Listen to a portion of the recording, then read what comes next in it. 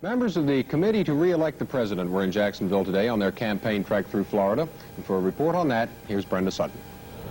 Wife of the Attorney General, Mrs. Richard Kleindienst, led the trio in comments to the news media and members of the Republican Party. Mrs. Kleindienst said that in Washington, D.C., where the President has the most direct control over law enforcement, the crime rate has gone down 26% in the first 6 months of this year. With her was Mrs. Herbert Stein, whose husband is an economic advisor to the President. Mrs. Stein stressed that 2.4 million people have been added to the workforce during the Nixon administration. Mrs. George Schultz, whose husband is Secretary of Labor, said that the President's intention is to hold the line on taxes and government spending in order to control inflation. Later in the morning, the three Nixon supporters left for visits to Orlando and Tampa. Another sign of mounting political interest today was an open forum at the Southside Women's Club. The official greeter was Charlie Brown, a large collie. Local candidates in next Tuesday's election addressed over 100 women. Charlie's jacket said, "Vote as you doggone please, but please vote." And Dave, for campaigning or anything else outdoors, this has been ideal weather. Yes, and it will continue to be ideal weather right on through tomorrow. We expect much more of the same. In fact, around North Florida today, almost like summer again. The warm temperatures up to as high as 86 degrees in Gainesville. Started out this morning with 64, while over in Daytona, the morning started out with a low of 72, working its way up to a very pleasant 81 degrees. A little bit closer to home, they took advantage of the sea breezes out on the beaches, up to 81 degrees there, starting out at 68, while downtown Jacksonville, just a degree higher, 82, and the morning low mercury was 64. Tomorrow should be a day very much like today. We expect those east to southeasterly winds to continue and just clear to partly cloudy skies, a bit of fog in the morning, and rain very unlikely tomorrow. Well, for the boaters, we expect those winds out of the east and southeast, 10 to occasionally 15 knots, seas 2 feet near shore and as high as 4 feet offshore.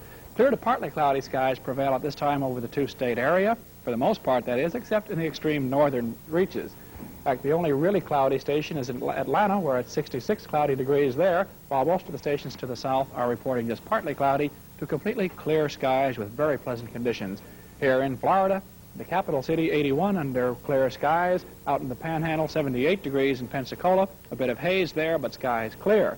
The southern portion of the state, for the first time in a long time, no showers at all anywhere in that southern half of the state. It's dry all over Florida. Looking at our radar, we can see that at least within 50 miles, absolutely nothing showing up. Really great conditions, just plain no rain in sight. At present, outside of TV 12 studios, our temperature, a very comfortable 72 degrees. The relative humidity is 76%. Our winds out of the east-southeast, only up to about 6 to 7 miles per hour. Barometer on its way up, 30 and 1400 inches. Well, old man winter is really taking it serious as far as the west is concerned. One small area of Wyoming had temperatures below zero this morning, while the 32 degrees or freezing line dipped all the way down into old Mexico in some places and then zoomed back up behind the storm. So winter is serious and winter is moving toward the east. This cold line tonight will be farther to the east.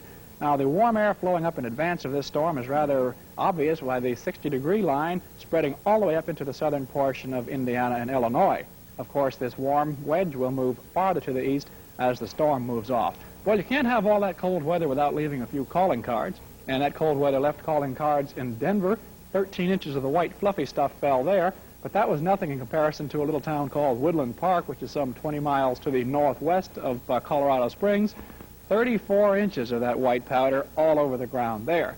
Responsible for this entire mass is the low-pressure area or winter storm now over Kansas. It's moving toward the east and northeast. In advance of this system, heavy rain falls throughout much of the Missouri area, right up to around Chicago, and farther off to the east.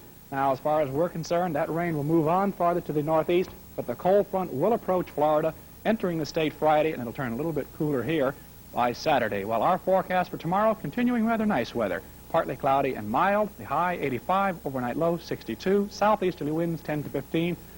Leave a minute or two early for work in the morning because there will be a bit of that fog around. Eric? Thank you, Dave. In a moment, Walt Dunbar and a look at sports.